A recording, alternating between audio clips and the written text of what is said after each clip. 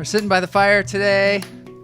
Very nice hang drum music in the background.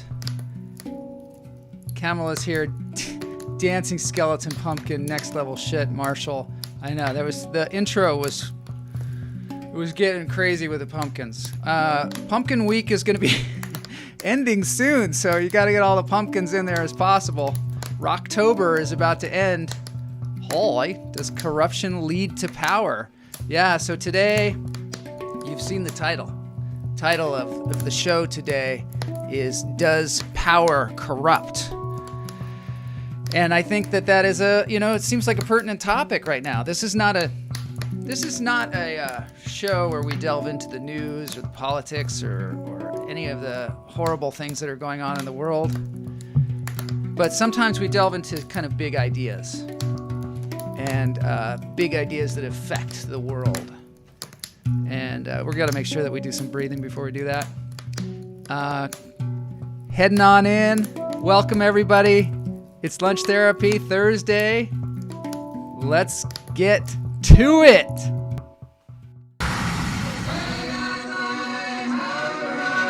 I'm gonna get myself a modem. I'm gonna get myself a modem. I'm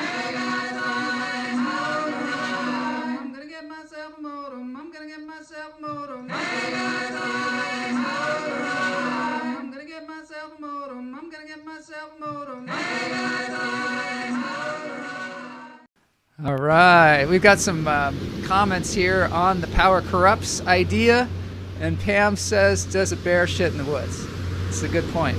And William, great to see you. I believe it can. I think that it can corrupt. We're gonna talk about it. We're gonna see what we have to say. But first, we're gonna really like chill out and have some fun and goof around, and then we'll get into the power corrupts segment. I've got a kind of a scary Halloween story to tell you regarding the power corrupts idea. But there's a lot to get to in the show today. Today the show is just packed with stuff, so it's good to see there's a good group here. Todd, I hear the one about the bear and the rabbit walking in the woods together. I have not heard that one. I think that you should tell us, Todd. If it's as good as the grapes joke. Yeah, I love the grapes joke. That's Cult of the Hummingbird. Cult of the Hummingbird, by the way, this is the Cult of the Hummingbird. And there's a Twitter account and there is a YouTube account, all run by the wonderful Ganell, our viewer Ganell. So I wanted to tell y'all that the Cult of the Hummingbird Twitter account is now up to 700 followers. So, we're starting to have some power. And power is going to corrupt. No, it's not going to corrupt us. Obviously, a modicum of power would be good for us, I think. Bear says to the rabbit. Okay, here's the joke, and then we'll breathe. Bear says to rabbit, "Hey, does shit stick to your fur, Mr. Rabbit?" And we're waiting for the punchline to that one. I don't know. All right, let's take in a deep breath while we're waiting for the rest of that joke. In through the nose, out through the toes.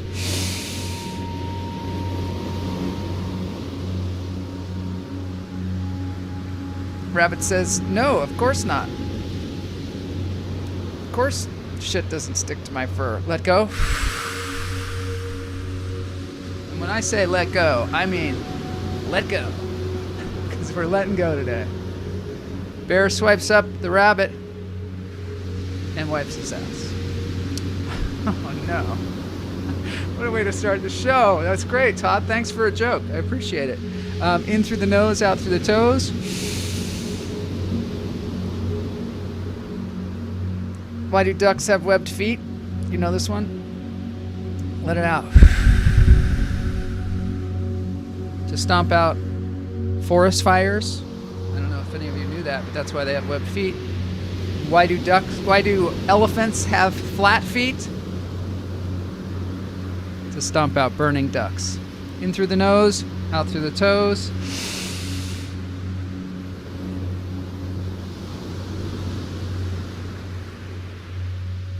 Let it go. Joel, that's like a lawyer asking a question when he doesn't know the answer. Oh, when he doesn't know the answer of a witness.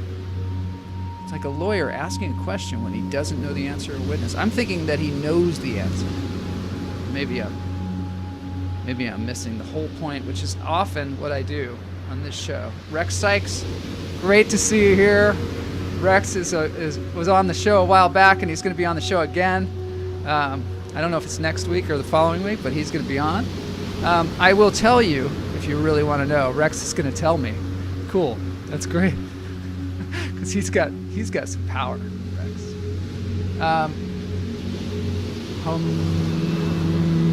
Tomorrow, that reminds me, tomorrow we're going to continue the Costa Rican adventure that we started 2 weeks ago. On a Friday, I'm going to have Camila Lopez on, the great Camila Lopez. And also, I'm going to have the great Benjamin Alfaro on the show. And Benjamin is one of our great friends. And some of the viewers know Benjamin. He is also I'd say he's a seeker. He's a seeker. He travels the world seeking enlightenment, I think. But we're going to ask him about that. He's got some great stories. Vernus, how can an elephant hide in a strawberry patch? Right, this is great. We have jokes and riddles today. Okay, one more breath. In through the nose, out through the toes. How can an elephant hide in a strawberry patch? I'm thinking about it. Let it go. Hopefully Benjamin's going to lead us in a little breathing exercise tomorrow, because that's going to be good. He's got some wild stories. She paints her toenails red. More elephant jokes, the better. We've had a lot of circus on this show. Vernus is a graduate of the Clown College, the Ringling Brothers Clown College. We had Joel Jeske on the show. I'm going to show you a little Joel Jeske today. We had Sethward on the show yesterday. I'm going to show you a little Sethward. All clowns. Jose says, the wonderful Camila Lopez. Yes, Camila Lopez, the star of Born in East LA. That's one of the big movies that she starred in, but also Deep Cover, I Heart Huckabees, all kinds of different stuff. You know her, you love her. She's also portrays characters on Lunch Therapy. Camila says, hey, Jose. I hope everything's improving for Lori. Yes, we do. We hope so. Let's move on. I wanted to say one other thing. Oh, yeah. I got some stuff to tell y'all. That's... You know, on the show we have Boney. And Boney, for the 500 subscribers mark, he ate a giant lasagna. But it turns out his cousins are like all over the place. He's got so many cousins. Apparently they're out hiking. They're construction workers. I don't know, maybe it's the time of year. But all Boney's relatives are out there. Here's Boney. There's like some toddler that has Boney as a friend. Everywhere he goes, he has his... this must be some cousin of Boney's. He looks just like him. It's kind of weird how he looks like him. The other thing that I wanted to mention before we move on is that I'm going to be on Sethward's show tomorrow night at 8:30. Sethward's Show and Tell, I believe it's called. I don't know. It's going to be on at 8:30. Check out Sethward's Facebook page. And if you don't know who Sethward is, check out yesterday's show, because that was fun. Let's see what Camila says. Boney is Latino. Of course, he has hundreds of cousins. I thought he was like from Brooklyn or something. I don't know. I can't keep track of where Boney's from. Maybe he's a Latino from Brooklyn. Hello, hi, hey. All right, let's move on, because we got to get to some stuff here. We got some stuff that we have to figure out. But first, we're going to have a little fun. This is also, we're back to the crackling fire. This is also something that is very important. And a lot of times on the show, we have musicians. We had Trish King. We have Mark Strignell from London. Trish King is from Maine. I found this wonderful guy, Michael J. Gonzalez, and I played his version of Harry Nilsson's Me and My Arrow. And I'm going to play a little bit of that while I tell you the rest of the story. So we played that on the show, and he's a wonderful performer. We're going to play another cover of his, and this is the Me and My Arrow cover that we played. But I was like, who's the dog and who's the guy? And so we found the answer. He said, thank you so much for sharing. My friend in the video is Daniel Gonzalez, and the dog is Dookie. No relation to Danny, but he's like my little brother. Whenever I would see his posts with Dookie, I would tell him that Dookie was his arrow. So one day I made the video as a way to explain Arrow and Harry Nilsson to him. It's so great.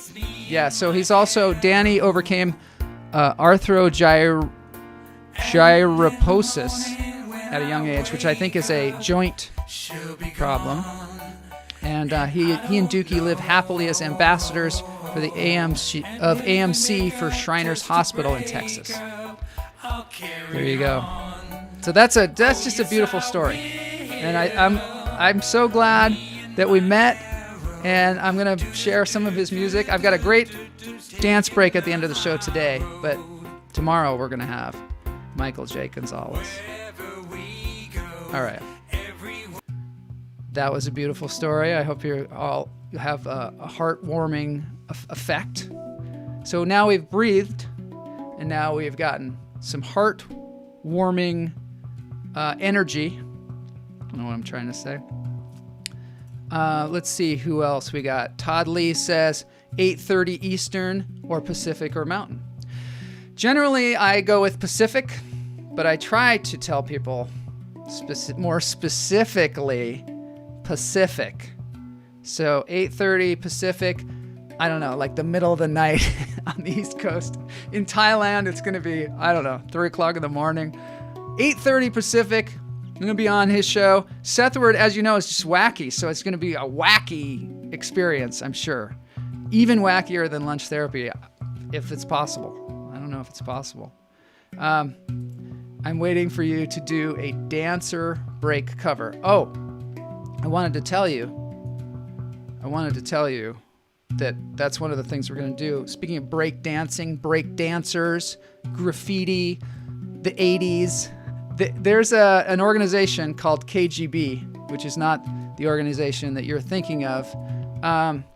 This is, at the end of the movie, You Cannot Kill David Arquette. I don't know if you've seen this movie on Amazon, but I highly recommend it. There is a symbol, and it says KGB. And it stands for Kids Gone Bad. Kids Gone Bad. And what it is the group that David grew up with, which were a bunch of fun dudes. They grew up in Koreatown and here in Los Angeles. And on the left-hand side is Harlan Gleason, who we've had on the show many times. And hopefully we're going to get a group of the KGB together and have them on the show so they can reminisce. And that'll be super fun. All right, so moving on. So I don't know if that answers your question about the dancer break cover. Is this a song? I don't know. Dance break cover. Dance break cover. All right, cool. Here we go. Oh, me. I've got to do one. I'm going to do one. Definitely. Name the song. I'll do it. No, because that could be scary. All right, let's move on. We're moving on to look at just a couple of subscriber things here.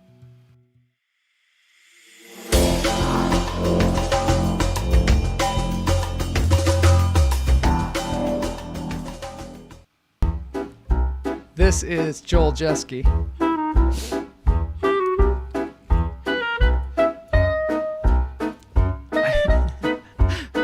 Not to reiterate.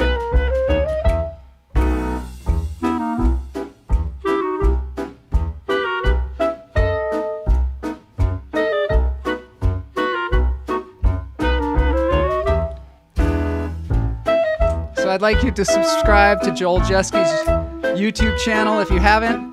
We said we'd try to get them to 100. We're trying to get to, I don't know, we're trying to get 650 here. So if you haven't subscribed to my show, it's down there, The Hummingbird. But also go to Joel Jeske's YouTube channel. He's a hilarious clown. And I have actually a subscriber update here for us. I'm not going to do this every time. It's kind of fun. I like the graphic. Today, we are up to 612. 612. And down below are some of the new subscribers. Thanks everybody for joining in. This morning, I think we were at 609, and I got on. I was like, I got to get to 610 at least. And so we're at 612. I'm trying not to obsess over subscribers, though, because this is not about that. This is not about trying to get some numbers up, but it is fun. It is a fun game. All right. Now we're heading into the topic of the day after we enjoy some pumpkin.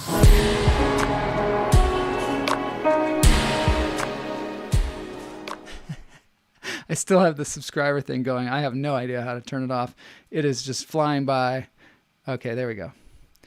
Okay, we're at the watch party. You know, we got to watch a couple more pumpkin animal videos because that's just, that's where we are. That's where we are. It's a weird, it's a weird world. And animal pumpkin videos are really helping, I must say. They're really helping. So since we just have 2 more episodes of Rocktober, let's do it. This is particularly a good one. It's called Big Cats versus Pumpkins. This is by the Big Cat Rescue. Big Cat Rescue. They said it's a fundraiser, so I don't know. If you want to go over to Big Cat Rescue, drop them some dollars. That's cool. Because look, I mean, I did not know that every animal in the world loves pumpkins, raw pumpkins. They're like an aphrodisiac for these animals. Or it's like catnip or something. It's crazy. So yeah, so they got some pumpkins up, Look at that tiger. He just loves it. He just loves it. I'm going to give my cat a pumpkin because clearly they love it. I'm going to play a little different music here, my own thing. Yeah. It's not that good. I changed the music in the middle of it. That was terrible. Sometimes, but I like this kind of music with the videos. Yeah, so I'm going to give my cat a pumpkin right away because clearly cats love pumpkins. This is so exciting. I think that Peanut, my cat Peanut, would just love a pumpkin. And I've been depriving her. Okay, so now we're moving on to, now I've totally messed this up. Don't you hate it when people ruin your video that you've spent so much time on? This is, I just wanted to give you all an idea of one of Sethward's crazy videos since we had him on yesterday and I couldn't really play one, and we played another one earlier, but this is a more recent one, I guess. Get it all the way up there. 2014. Well, she stretched it out over time. Guys, hide me, quick. There's Sethward there. It's my girlfriend, Allie. I told her that I was out of town, and she found out. Now she's on her way here right now, so hide me. I don't want to get involved in your couple stuff, man. Yeah, dude. Remember that time you didn't want to go to Jeff's birthday party, and you said you had to go to my grandmother's funeral? What did I do? You killed your grandmother for us. Exactly! I killed my own grandmother for you! So, help me! Okay. All right. Where is he? Where's who? Sethward, where is he? I know he's here. Sethward, where are you, you little chode? I think he's out of town or something. Yeah? Yep. Well, then who is that? I like those guys. I don't know who they are, but they're cool. And she's great. Allie, he's not here. Yeah, that's just where we keep our shoes. Exactly. That makes no sense. Where do you keep your shoes? This is a window. Put your shoes in the closet. He's not here. No, He's not here. I think that's him. Stupid, That you looks got like him. him. No. Aha! Allie, That is the lamp The that special Kyle made effects in the are dark clouds incredible for in us. this It took show. me days to get the shading right. I know, and it's beautiful. Don't get me wrong. It's a perfect piece in our home. Not anymore. I know he's here somewhere, and I know you two are hiding him. Allie, you are getting all paranoid. Sethward is in Boston for the weekend visiting his cousin. Prove it. Speak of the devil, he just texted us. Look at the picture he sent. Well, that could have been taken anywhere. Oh, look, he just sent a video. Hey guys, just checking in. I'm here in Boston visiting my cousin. Yeah, Boston!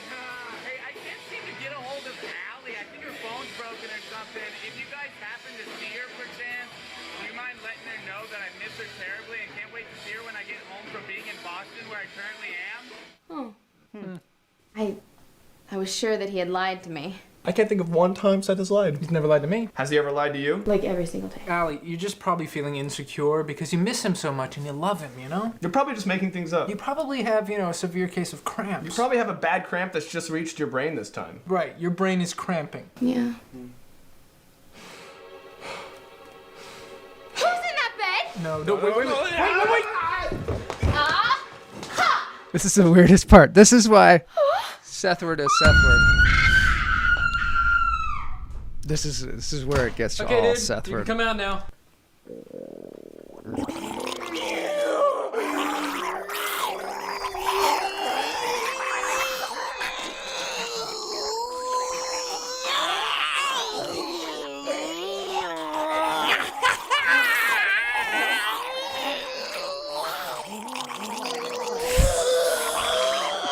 I guess he hid it in a snake.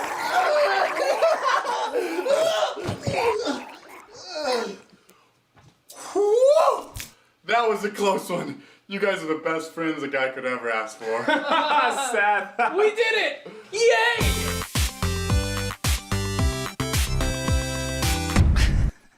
So, yesterday, when we were talking to Sethward, Mark Strignell, our viewer in London, said that he thought that it was a lot like "Don't Hug Me, I'm Scared."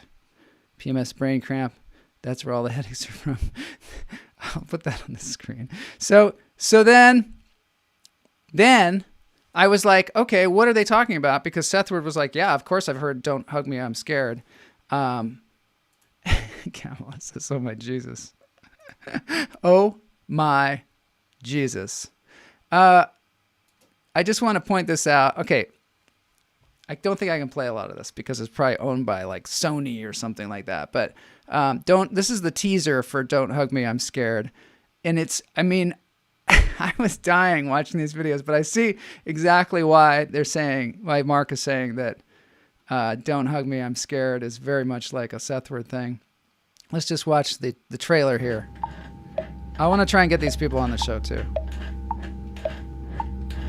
So this is the trailer for "Don't Hug Me, I'm Scared 2.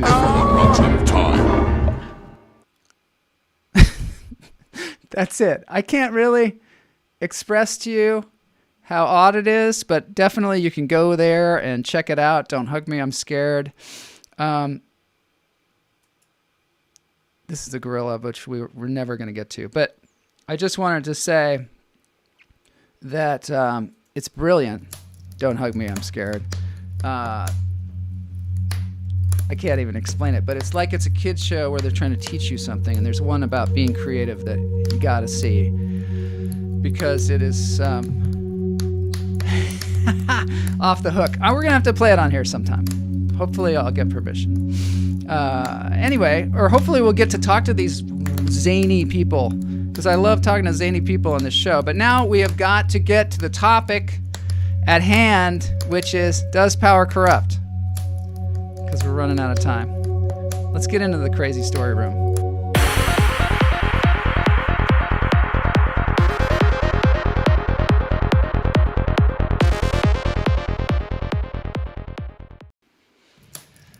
Okay, so gather round the crackling fire. I gotta see, Matt Wright's gonna interrupt me here. Only related because UK. This is Jeske is another brilliant series. Matt, did you know the "Don't Hug Me, I'm Scared"? Were you in that conversation? So I'll have to check out This is Jeske also. Because I think in lunch therapy, we got to pack in all the interesting, fascinating artists that are out there and try and figure out how it all works because it's super fun. I think it's fun, at least. It's fun to hear what they have to say. And since we can, let's do it, right? So, gather around the fire.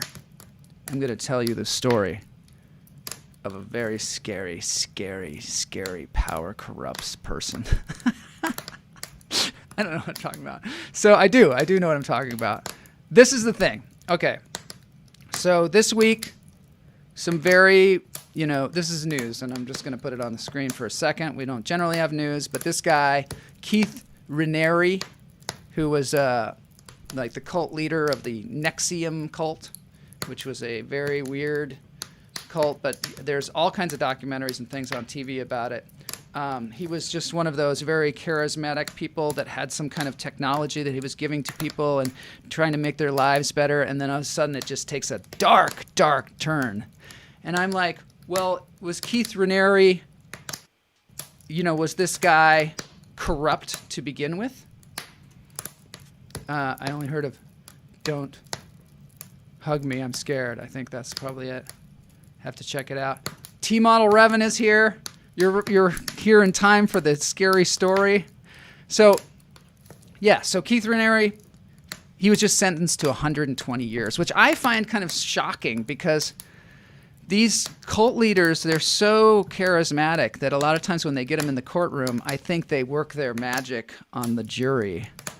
And I think he certainly was. I didn't see what he was talking about, but they're all like, wow, I didn't really make them do anything. They just kind of did it. They were followers, and I just kind of, helped along.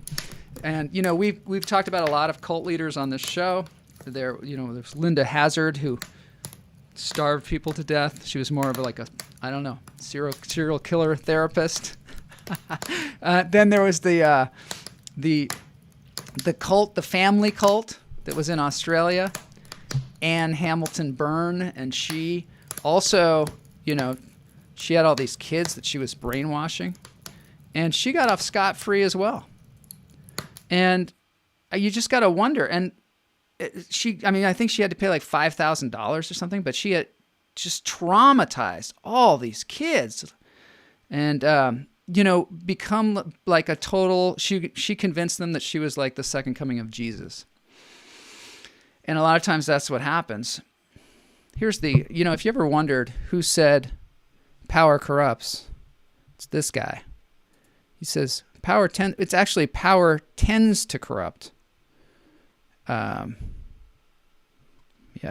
it's kind of weird hyphenated text up there, but power tends to corrupt. Absolute power corrupts absolutely. Lord Acton, who was a British historian. I bet you didn't know. I bet you didn't know about that. Todd says artistry, it can't be figured out. You'll go mad. Mad, I tells you. So, okay. So the question was this Keith Raniere guy, what's going on with that? Did he become mad with power? Is that what happened? So what I want to talk about today, which I'm just going to go for it because I don't have that much time, but is this guy, Dave Berg. I don't know if you ever heard of this guy. And when I say Dave Berg, I do not mean the illustrator for Mad Magazine, who is another Dave Berg. This is a Dave Berg who lived, I think he was in the 60s was when he sort of started his whole organization. And they at first were called Teens for Christ. Teens for Christ. So he was a pastor that went around, but he couldn't find a flock for the longest time. And I guess his mom was very inspirational to him, and she passed away. And he decided that he was going to start recruiting hippies, essentially. So it was 1968. He's like, I'm going to start recruiting hippies into my Jesus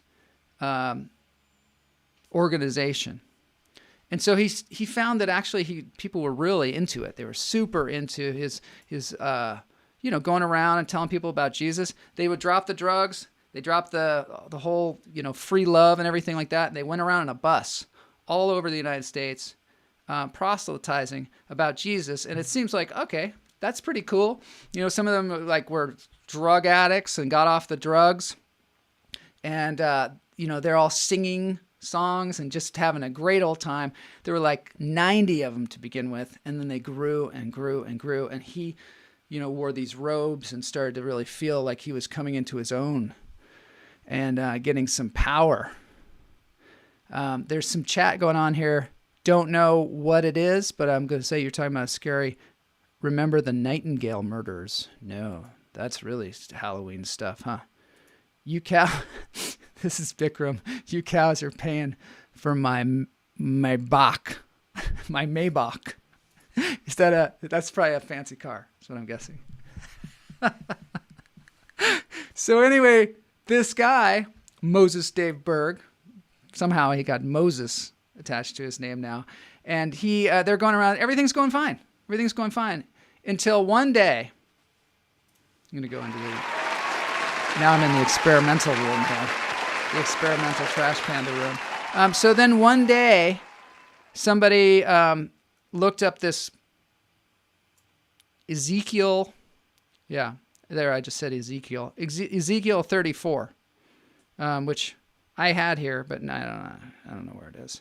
But essentially, Ezekiel 34 says, and I can't quote to you because I don't have it, but it basically says this guy Dave is going to show up and he's going to lead all of you.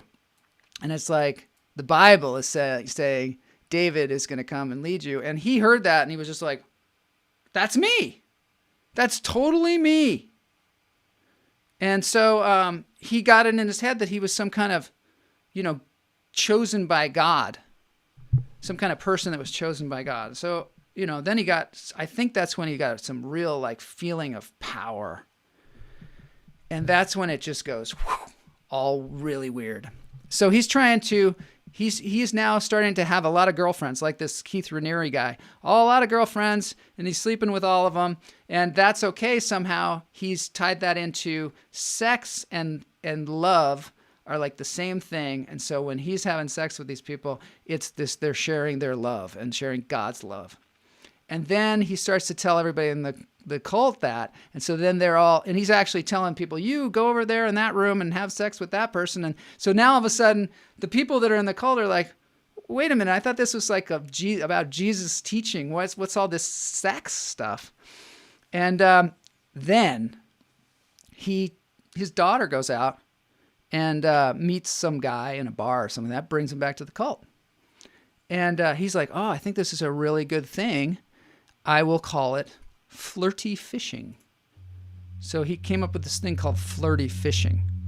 And flirty fishing is like, basically the women go out, the women in the cult go out, they meet some dude in a bar, they meet some dude anywhere, they dance around with them, maybe they have sex with them, and then they draw them into the cult. And they found that they could get 1 out of every 8 men would actually join the cult after sleeping with one of the flirty fishes. Wives and concubines. Yeah, and so in some of the things that I was looking at, I had that word Ezekiel up there for a long time. I wish I had that quote. Anyway, I don't. So you see these interviews with these people and they're like, this was so great. This organization that I was in called the Children of God. It's called the Children of God. And we're all like so happy and we're singing and everything's wonderful. And I just didn't want that to stop. So when Dave Berg started saying that you need to go out and flirty fish, even if you're married, you need to go out. There's a guy even talking about it. It's like, my wife went out one time and was flirty fishing. And I also talked to this other woman because we were supposed to get it on, but we just talked the whole time.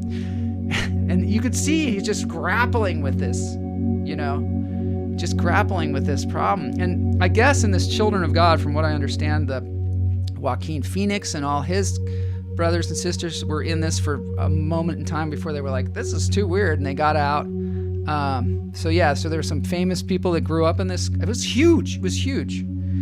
So the parents started getting pissed because they were taking all their kids and they were in these cults. And so they were like, they started an organization, one of the first anti-cult organizations to go after this guy Berg, and I guess the FBI and all these people went after him. He fled to France, and then he thought, well, I have to kind of be in hiding, so I'm going to make some videos, and I'm going to make some comic books about my thoughts, and I'm going to send them to all my followers. And so these wildly illustrated comic books, of which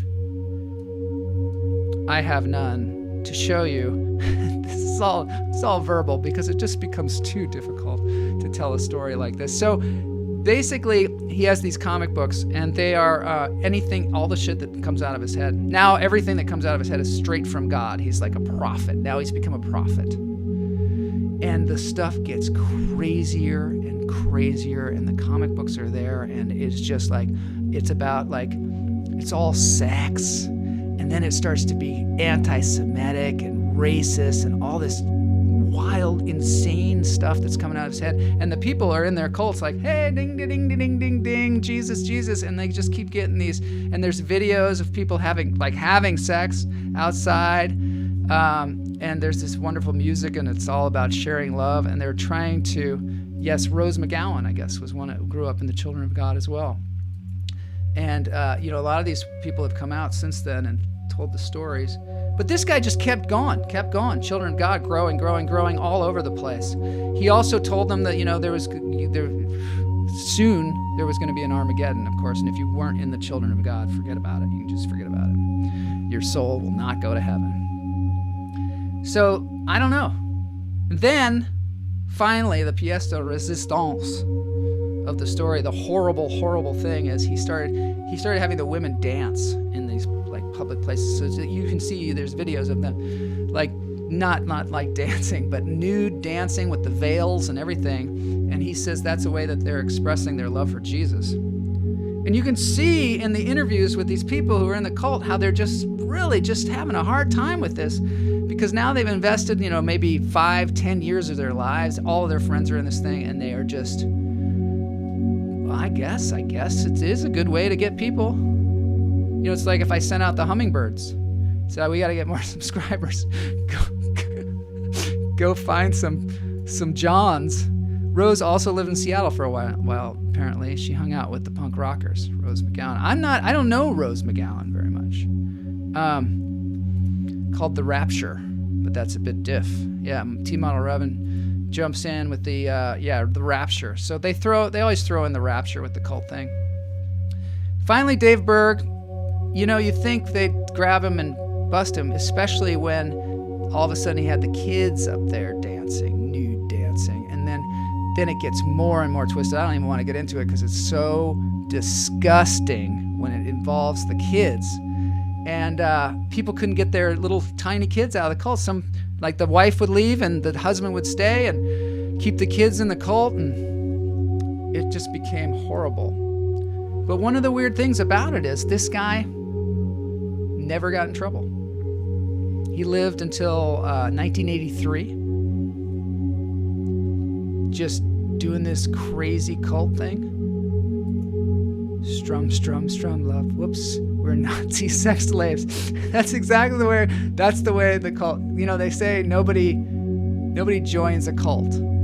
They join a really good thing. So, Kamala says, no wonder I get along so well with Rose. She is extremely smart, very aggressive, though ruthlessly honest. Well, see, so, okay, there's a story. Guy dies. Now, actually, the cult still exists under another name. I think it's called the Family International, and they've gotten rid of all the horrible, they took out all the crazy stuff. I don't know. I have no idea what about the organization now. But I know that there were trials later on, and there was nobody to arrest because he was long gone. He had escaped. But the people in the Family International, they think he's still sort of around and still giving them orders or telling them, what God is saying. It's so scary, so scary. But the question comes back to not this and not this, not any of that. I was trying to go back to the thing. This, Lord Acton, who's a historian, who, by the way, said if you're going to write down history, don't do it. It's just too hard. There's a quote like that. Something like that. If you're going to try and write down history, it's just too hard. But he also said, power tends to corrupt. Absolute power corrupts absolutely. I think in this situation and in the Keith Raniere situation and perhaps some other people that have larger cults who are trying to ruin the world, I think that they started out corrupt. This is my theory. They've done a lot of tests. I mean, they haven't done a lot of tests. They've done, there was the Stanford experiment. There was they've done different experiments to try and figure out if the power corrupts or if they're corrupt before, and they don't, right now, they don't know. They don't know. They think it's a little bit of both. I think power corrupts corrupt people. And a lot of corrupt people seek power. I know growing up with my friends in Seattle and all that, I didn't know a lot of people that were like even talking about power or even having an idea. Maybe they wanted to make some money so they could live. But I don't remember people ever really even saying the word power or talking about how to get power, or it never really occurred to me to have power. But I think probably if you want to control other people, which some people do, some people will really want to control other people. And so they start to think, well, and I think it's a mental illness, right? So I think they find ways to do it. And our job, this is what T. Model Rubin says, when it comes to the absolute power corrupts, absolutely, it's not true. Depends on the person and their personality. So yeah, I think power is power. And if you have power and you want to use it for good, it seems like that's a possibility. Seems like that's what you would do. But I don't know. I've never had it. Anybody out there have power? Anybody? Anybody have any power? Right now it doesn't feel like it, does it?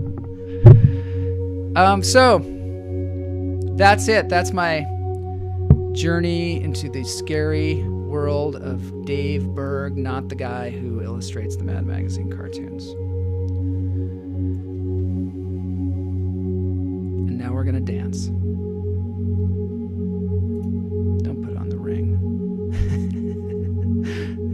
The ring of power. Throw it in the volcano. I say put on the ring and use it for good, right? But I think that corrupts, doesn't it? You're right. That's a whole metaphor. The whole Lord of the Rings thing is a whole metaphor for what we're talking about. T. Model Revin has a bit of power. Hopefully you're using it well. Don't do it, Frodo. Don't do it. He's a mod on a few channels. Well, that's cool. I like that. Maybe you tell us what those channels are during the dance break. Some of us are so out of it, we don't know what a mod is. I certainly don't. I think it's moderator on a few channels. That's what I'm thinking. This is the funniest LT ever. It was quite outrageously hilarious, wasn't it? Also with the music in the background, which is actually supposed to be healing in some way.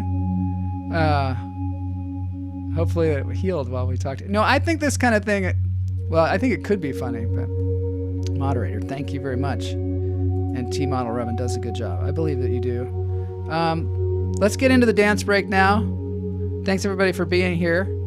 This is interesting exploration. Tomorrow we're going to have fun. We're going to Costa Rica. We're going to get back on the plane. We're going to go to Costa Rica. We're going to visit that cult that we were in. Another cult. It's very culty around here. But also we're going to talk to Benjamin Alfaro, who has traveled the world for decades, at least a decade. Traveled the world, and he is going to tell us some stories and tell us what it's like to be a seeker, like he is. I would say we all have power and a choice of how to use it. Well, we are human beings, and that puts us in a kind of powerful situation. Ganelle's going to crawl back to bed. No, don't, because I got a great dance party for you that's going to make up for all the darkness. So Already I'm feeling better.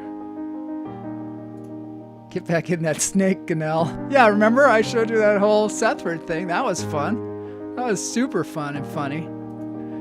Is there going to be funny tomorrow? Tomorrow there's going to be some fun. There's going to be some fun. That was a Halloween tale. A scary Halloween tale that's warning people out there. It might seem good, and it's not. We all have power over how we want to live and how long. You're right. Don't minimize your power. Thank you very much for that, both of you. All right. So Gabriel Mayers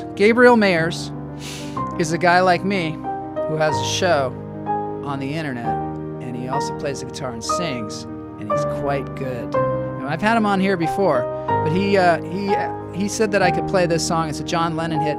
You know, it's not super upbeat, but I guess that's where we're going. So dance them if you got them. We're going to dance our way out, but tomorrow we're going to have fun, I promise you. Camila Lopez, Benjamin Alfaro. I'll see you here tomorrow for more fun. Here we go. Can we go forward This is when gonna be we depressing. don't know which But it's way nice. we're facing?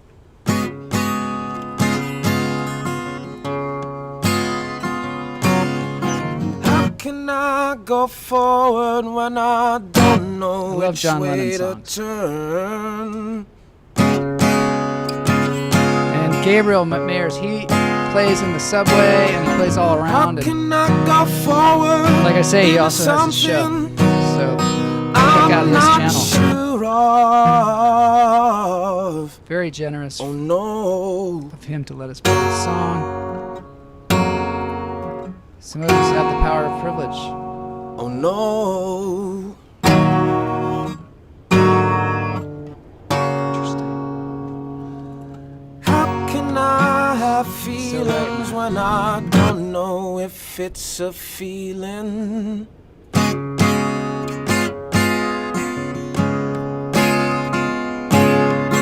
How can I feel something if I just don't know If how power to corrupts, feel?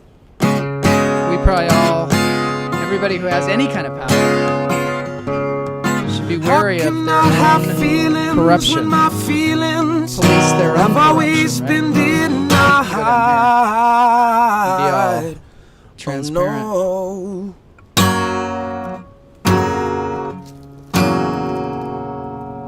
Oh no.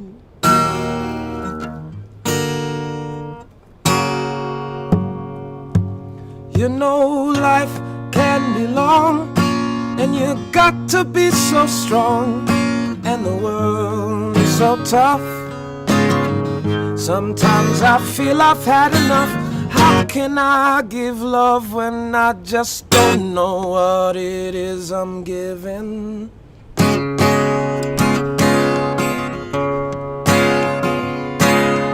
How can I give love when I just don't know how to give?